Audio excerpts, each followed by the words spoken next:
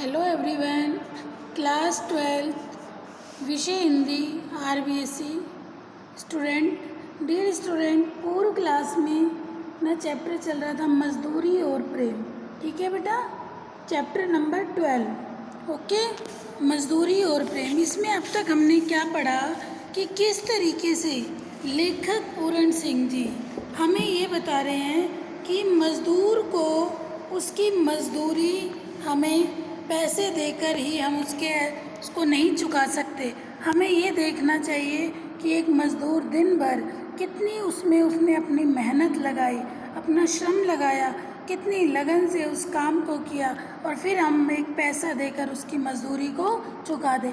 किसान का उदाहरण देकर बताया, फिर गडरिये के बारे में बताया कि जिसका पूरा परिवार खुले आकाश में विचरण करता है। ठीक है, अब देखिए नेक्स्ट है मज़दूर की मजदूरी।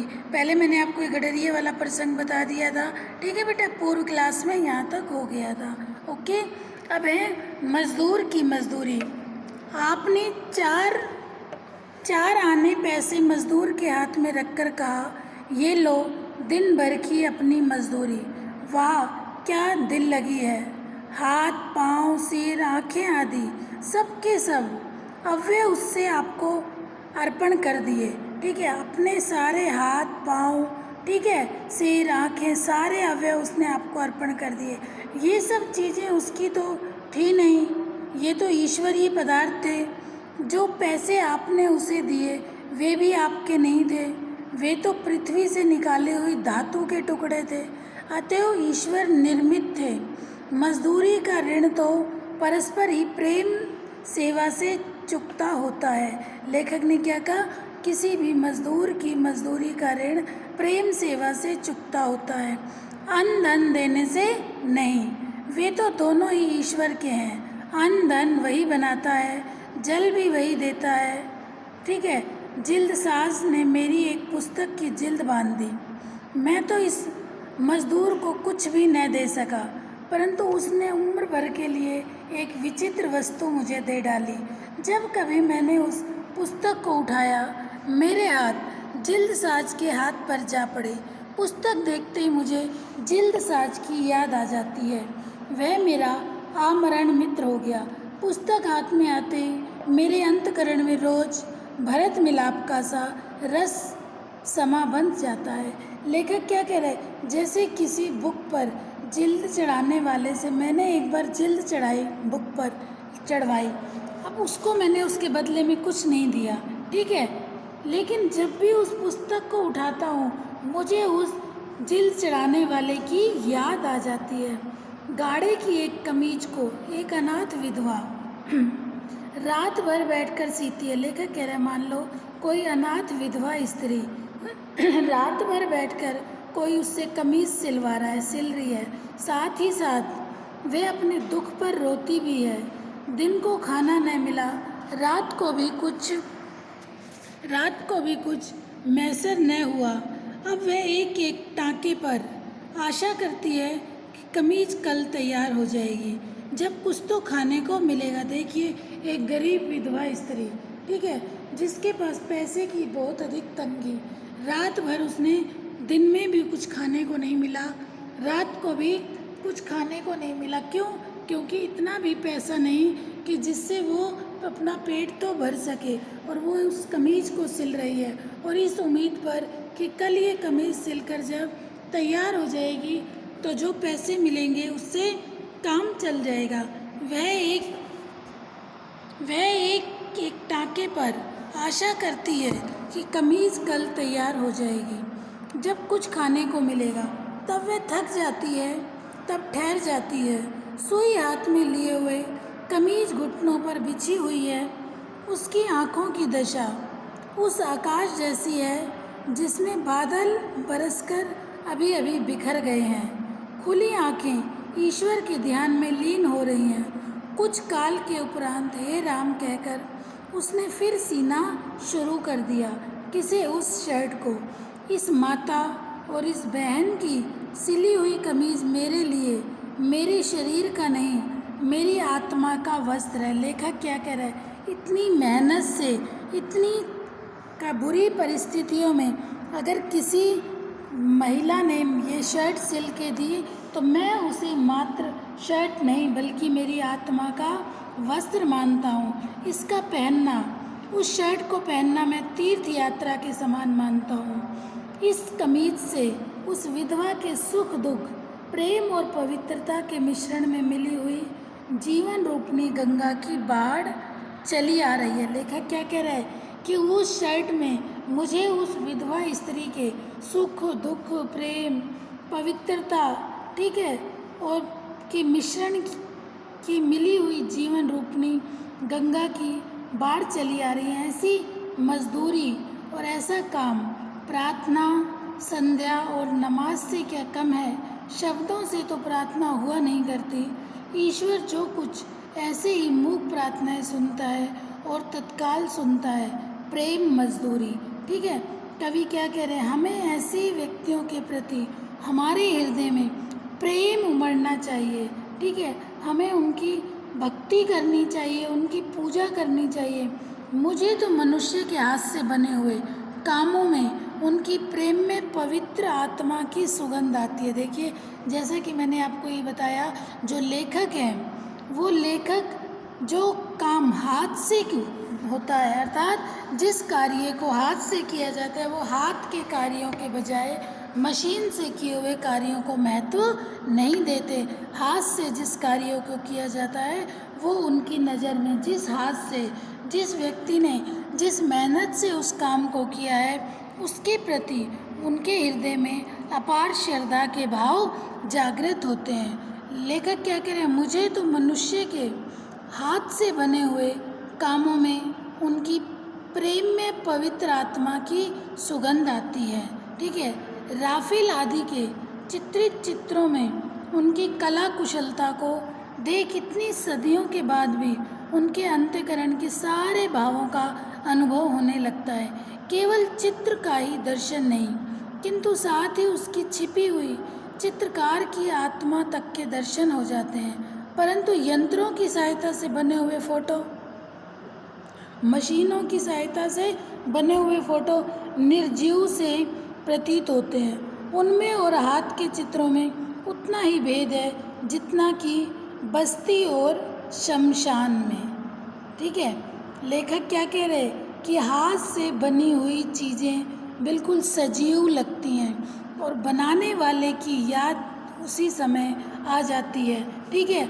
उसकी याद आँखों में ज्यों की त्यों समा जाती है। और यंत्रों से, मशीनों से बनाई गई चीज़ें, ठीक है, निर्जीव सी प्रतीत होती हैं। लेखक कह रहा है कि मेरे लिए तो हाथ से बनाए चित्रों का और यंत्रों से बनाए चित्रों का अर्थात वही उतना ही अंतर है जितना कि बस्ती और शमशान में।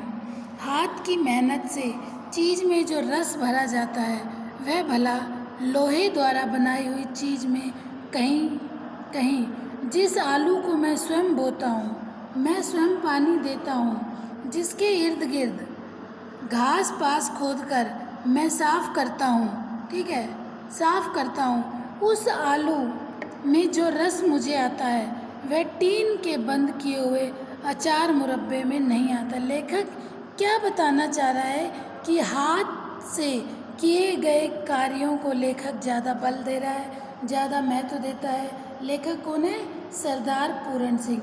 उन्हें यंत्रों से, मशीनों से बनाई हुई वस्तुएं, चीज़ें बिल्कुल भी अच्छी नहीं लगती। उन्हें लगता है हाथ से किए हुए मेहनत में बनाने वाले के भाव समाहित होते हैं, ठीक है। उसमें उसकी मेहनत, उसमें उसकी करुणा, उसमें उसकी लगन, उसकी निष्ठा, उसकी योग्यता, इन सब का सम्मिश्रण होता है।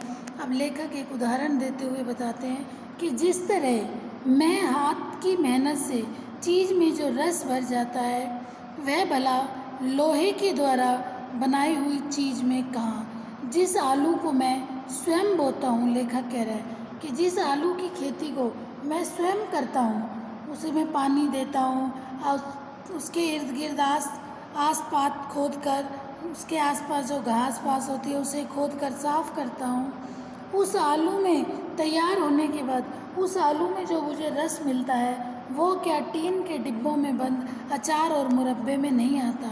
मेरा विश्वास है कि जिस चीज़ में मनुष्य के प्यारे हाथ लगते हैं उसमें उसके हृदय का प्रेम और मन की पवित्रता सूक्ष्म रूप से मिल जाती है। लेखक का मानना है कि जिस चीज़ को व्यक्ति अपने हाथ से बनाता है, ठीक है, हाथ से जिस कार्य को करता है, उस कार्य को करने के बाद लेखक को लगता है कि मुझे ऐसा लगता है कि उस कार्य में उसके हृदय का प्रेम और मन की पवित्रता सूक्ष्म रूप से उसमें मिल जाती है। उसमें मुर्दे को जिंदा करने की शक्ति आ जाती है, मुर्दे मरे हुए को भी जिंदा करने की शक्ति आ जाती है। होटल में बने हुए भोजन यहाँ नीरस होते हैं, नीरस, बिना रस के। लेखक क्या कह रहा है? होटल के बने भोजन नीरस होते हैं, उनमें कोई रस नहीं होता, क्योंकि वहाँ मनुष्य मशीन बना दिया जाता है। परंतु अपनी प्रियतमा के हाथ से बने हुए रूखे सूखे भोजन में कितना रस होता है। जिस मिट्टी के घड़े को कंधों पर उठाकर मीलों से दूर से उसने मेरी प्रेम मग्न प्रियतम ठंडा जल भर लाती है, उस लाल घड़े का जल जब मैं पीता हूँ तब जल क्या पीता हूँ, अपनी प्रेयसी के प्रेम अमृत का पान करता हूँ। तो ऐसा प्रेम प्याला पीता है वो, उसके लिए शराब क्या वस्तु है। प्रेम से जीवन सदा गदगद रहता है। मैं अपनी प्रेयसी की ऐसी प्रेम भरी, रस भरी, दिल भरी सेवा का बदला क्या कभी दे सकता हूँ। कौन कह रहा है? लेखक। लेखक क्या कह रहा है कि जिस कार्य को हाथ से किया जाता है उसमें उनकी भावनाएं और प्रेम का सम्मिश्रण होता है। फिर लेखक अपनी पत्नी का उदाहरण देकर बता रहा है कि जिस मटके को वो कुएं से भर के लाती हैं, जिसमें पानी होता है, उस पानी को मैं पीता हूँ तो वो पानी मुझे अमृत के समान लगता है और उसमें अपनी प्रेमिका के प्रेम अमृत का पान करता हूँ, ऐसा प्रतीत होता है। प्रेम से जीवन, यहाँ बताया गया है कि प्रेम से ही जीवन हमेशा गदगद रहता है। मैं अपनी प्रेयसी की ऐसी प्रेम भरी, रस भरी, दिल भरी सेवा का बदला क्या कभी चुका पाऊंगा। कौन कह रहा है? ये लेखक। उधर प्रभात ने अपनी सफ़ेद किरणों से अंधेरी रात पर सफ़ेदी सी छिटकाई। इधर मेरी प्रेयसी मैना अथवा कोयल की तरह अपने बिस्तर से उठी। उसने गाय का बछड़ा खोला, दूध की धारा से अपना कटोरा भर लिया, गाते गाते अन्न को अपने हाथों से पीसकर सफ़ेद आटा बना लिया। इस सफ़ेद आटे से भरी हुई छोटी सी टोकरी सिर पर, एक हाथ में दूध से भरा हुआ लाल मिट्टी का कटोरा, दूसरे हाथ में मक्खन की हांडी। तब मेरी प्रिया घर की छत के नीचे इस तरह खड़ी होती है जब वह छत के ऊपर की श्वेत प्रभा से ही अधिक आनंददायक, बलदायक, बुद्धिदायक जान पड़ती है। उस समय वह उस प्रभा से अधिक रसीली, अधिक रंगीली, जीती जागती, चैतन्य और आनंदमयी प्रातःकालीन शोभा सी लगती है। मेरी प्रिया अपने हाथ से चुनी हुई लकड़ियों को अपने दिल से चुराई हुई एक एक चिंगारी से लाल अग्नि में बदल देती है। तब वह आटे को छलनी से छानती है। मुझे उसकी छलनी के नीचे एक अद्भुत ज्योति की लो नज़र आती है। जब वह उस अग्नि के ऊपर मेरे लिए रोटी बनाती है तो उसके चूल्हे के भीतर मुझे पूर्व दिशा की नभो लालिमा से भी अधिक आनंददायिनी लालिमा दिख पड़ती है। यह रोटी नहीं, कोई अमूल्य पदार्थ है। मेरे गुरु इसी प्रेम से संयम करने का नाम योग रखा है। मेरा यही योग है। लेखक देखिए अपनी पत्नी का उदाहरण दे रहा है कि किस तरीके से उसकी पत्नी सवेरे उठकर सबसे पहले गाय का दूध निकालना, फिर गेहूँ पीसना, फिर आटा लाना, फिर उस आटे को आग जलाना, रोटियां बनाना। कहने का तात्पर्य यह है कि इन सब उदाहरणों के माध्यम से लेखक हमें यह बताना चाह रहे हैं कि हाथ से किए हुए कार्य में हाथ से करने वाले का प्रेम, उसके हृदय की भावनाएं, सब का मिश्रण झलकता हुआ दिखाई देता है। ठीक है, नेक्स्ट देखिए मजदूरी और कला। आदमियों की तिजारत करना मूर्खों का काम है। सोने और लोहे के बदले मनुष्य को बेचना मना है। आजकल भाप की कलों का दाम तो हजारों रुपया है, परंतु मनुष्य कौड़ी के 100 बिकते हैं। सोने और चांदी की प्राप्ति से जीवन का आनंद नहीं मिल सकता। सच्चा आनंद तो मुझे मेरे काम से मिलता है। लेखक क्या कह रहे हैं? जो मुझे सच्चा आनंद मिलता है वो मुझे मेरे काम से ही मिलता है, सोने चांदी से नहीं। मुझे अपना काम मिल जाए तो फिर स्वर्ग प्राप्ति की इच्छा नहीं। मनुष्य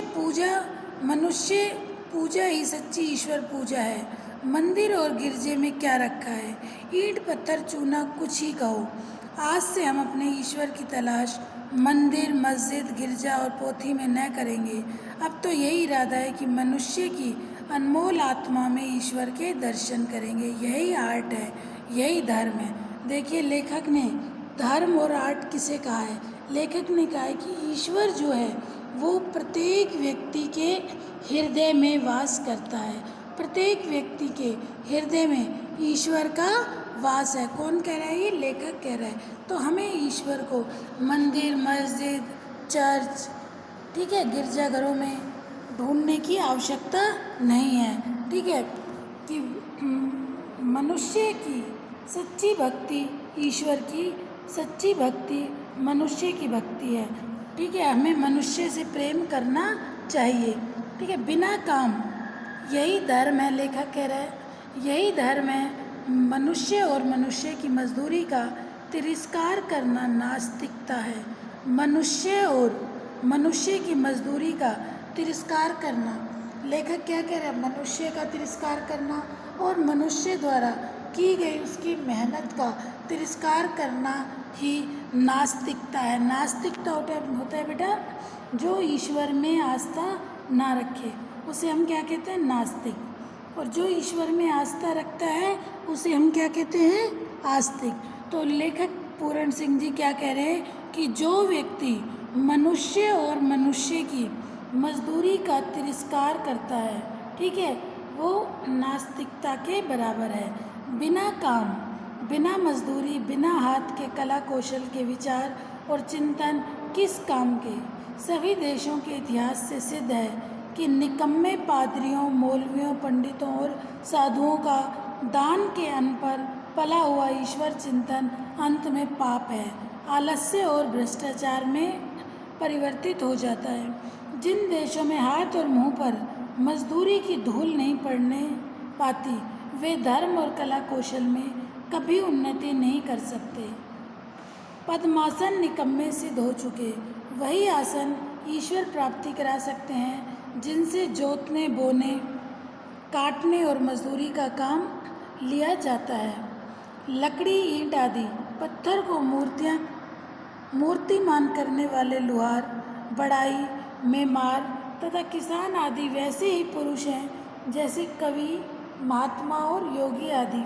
उत्तम से उत्तम और नीच से नीच काम सबके सब प्रेम शरीर के अंग, मन के घोड़े हार गए। सारा जीवन निचुड़ चुका, स्वप्न पुराने हो चुके। आजकल की कविता में नयापन नहीं, उसमें पुराने जमाने की कविता की पुनरावृत्ति मात्र है। इस नकल में असल की पवित्रता और कुंवारेपन का अभाव है। अब तो एक प्रकार का कला कौशल, संगीत, साहित्य संसार से प्रचलित होने वाला है। यदि वह न प्रचलित हुआ तो मशीनों के पहियों के नीचे दबकर हमें मरा समझिए। यह नया साहित्य मजदूरों के हृदय से निकलेगा। ठीक है, उन मजदूरों के कंठ से यह नई कविता निकलेगी जो अपना जीवन आनंद के साथ खेत की मेड़, कपड़ों के तागों, जूते के टाँकों, लकड़ी के रगों, पत्थरों की नसों का भेदभाव दूर करेंगे। हाथ में कुल्हाड़ी, सिर पर टोकरी, नंगे सिर और नंगे पांव धूल में लिपटे और कीचड़ से रंगे हुए ये बेजबान कवि जब जंगल में लकड़ी काटेंगे तब लकड़ी काटने का शब्द इनके असभ्य स्वरों से मिश्रित होकर वायुयान पर चढ़ दसों दिशाओं में ऐसा अद्भुत गान करेगा कि भविष्य के कलावंतों के लिए वही द्रुपद और मल्हार का काम देगा। चरखा कातने वाली स्त्रियों के गीत संसार के सभी देशों में, सभी कौमों में, सभी देशों में कौमी गीत हैं। मजदूरी की मजदूरी, मजदूरों की मजदूरी ही यथार्थ पूजा होगी। ठीक है, जो मजदूर मजदूरी करता है, मेहनत करता है, उस मजदूरों की मजदूरी की यथार्थ पूजा। कला रूपी धर्म की तभी वृद्धि होगी, तभी एक कवि पैदा होगा, तभी नए ओलियों का उद्भव होगा। परंतु ये सब के सब मजदूरी के दूध से पलेंगे। धर्म, योग, शुद्धाचारण, सभ्यता और कविता आदि के फूल इन्हें मजदूर ऋषियों के उद्यान में प्रफुल्लित करेंगे। ठीक है बेटा, तो लेखक ने किस तरीके से बताया कि मजदूरी की हमें मेहनत उसके प्रति हमें श्रद्धा होनी चाहिए, हमें प्रेम होना चाहिए कि एक व्यक्ति अपने हाथ से कितनी मेहनत करता है, किसी कार्य को करता है, उसमें उसका प्रेम, उसका समर्पण, उसकी भावनाएं, ये सब समाहित होती हैं। तो लेखक ने पत्नी के एक दो उदाहरण के माध्यम से ये चीज़ हमें समझाई। ठीक है बेटा, आज हम इतना ही करेंगे। इससे अगले क्लास में मैं आपको नेक्स्ट टॉपिक क्लियर करूँगी, वो है मजदूरी और फ़कीरी। ठीक है बेटा, कोई डाउट हो तो अपने डाउट्स आप ज़रूर क्लियर कर लिया करो, और डेली की वीडियो डेली सुनो, पढ़ो, समझो। कोई भी डाउट हो तो अपने डाउट आप ज़रूर क्लियर करो। ओके बेटा, थैंक यू।